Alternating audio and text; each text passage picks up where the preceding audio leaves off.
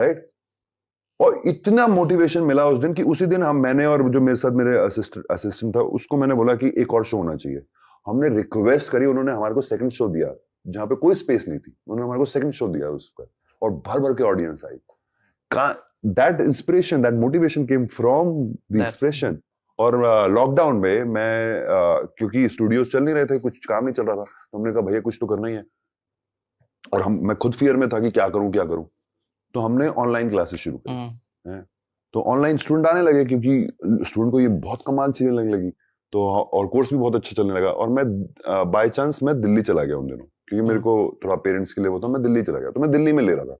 तो मेरी मदर कई बार काम करते करते बैठती थी, उसको पहली बार समझ आया कि ये क्या पढ़ाता है। अच्छा। इतने सालों बाद पहले क्या क्या क्या समझ आता था, एक्टिंग सिखाता होगा, ठीक है। अब क्या तो ऐसा भी लगता है कि सिखाने वाली चीज क्या है, सिखाने वाली क्या चीज है, मुंह बनाते होंगे, नाचते होंगे, बॉडी हिलाते होंगे। पर जब उसको ये समझ आया कि इतना ह्यूमन बिहेवियर के बारे में स्टडी है, इतना कुछ स्टडी है, I could feel that energy, there is shift for my education, right. Problem ये है कि मेरे को ये समझ आ रहा है कि हम बस बोलते हैं कि देखो मेरे को ये करना है, पर उनको नहीं दिख रहा है क्या करना है।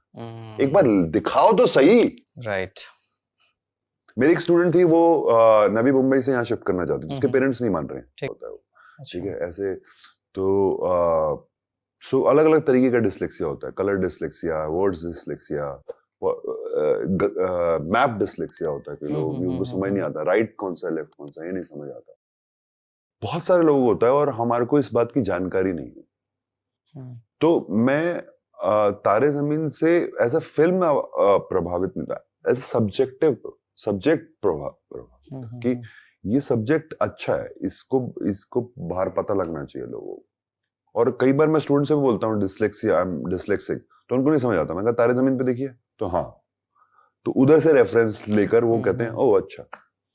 ओके। बहुत सारे लोगों को नहीं पता है इंडिया में। तो सर जब आप इन सब चीजों से गुजर रहे थे, आपके पेरेंट्स को पता थी ये बात? नहीं पता थी, उनको नहीं पता थी, क्योंकि पेरेंट्स यहाँ पे हम लोगों की वो गाइडेंस ही नहीं है, वो उस तरीके से हमारी एजुकेशन ही नहीं है। पेरेंट्स बस मम्मी बोलती थी पढ़ो पढ़ो, वो और मेहनत करती रहती थी मेरे को पढ़ने पे। She was after my life की चल पढ़ेगा किसी तरीके से, दीवार के साथ बिठा देती हूँ तब पढ़ लेगा, इधर उधर ध्यान नहीं देगा तब पढ़ लेगा। वो she was trying her own way कि भाई किसी तरीके से तो ये पढ़ेगा, पर वो हो ही नहीं रहा था। ओके। हाँ, क्योंकि उन्हें पता ही नहीं था कि प्रॉब्लम कहीं और है, इसकी एजुकेशन किसी और तरीके से होगी। वो बताने वाला भी कोई नहीं था। कोई नहीं था, उनको भी बताने वाला कोई नहीं है, उनको भी नहीं पता है, मेजरली लोगों को नहीं पता है। आपको लगता है कि अगर आप इस चीज से नहीं गुजर रहे होते तो शायद आप पढ़ने में बहुत अच्छे होते, आपके नंबर्स अच्छे आए होते, और आपके पिता के साथ जो आपके संबंध है, जो कि एक लंबे वक्त तक आप दोनों में उतनी बातचीत नहीं होती थी, बैठ के कभी बातचीत हुई नहीं, वो बेहतर हो सकता। मैं चाह रहा था कि वो मैं क्योंकि दूसरे फादर्स को देख रहा हूँ, जो हर बच्चा करता है ना कि दूसरे फादर्स को देखता है, दूसरी जगह देखता है। मैं पर जब ये एक्सेप्टेंस आई है कि ये इसी तरीके से वो दुनिया देखते हैं, ये उनका पॉइंट ऑफ व्यू है, ये मेरा पॉइंट ऑफ व्यू है, I have to respect his point of view. And when I started respecting that, we became one.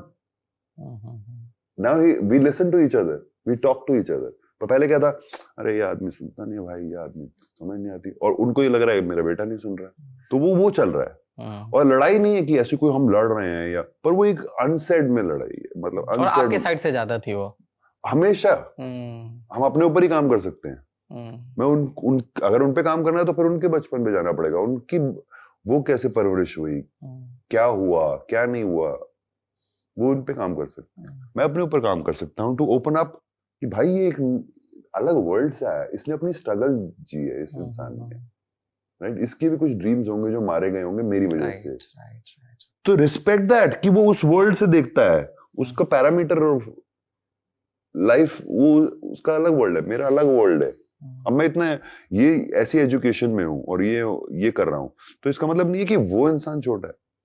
ये रियलाइजेशन सर आपको कब सडन हुआ? या रिसेंटली भी मैं दिल्ली में था और मेरी हमारी बहस हुई और मैंने फिर बात करी, और फिर मेरे वो जो फ्रेंड है उन्होंने बताया कि गलती तुम्हारी थी।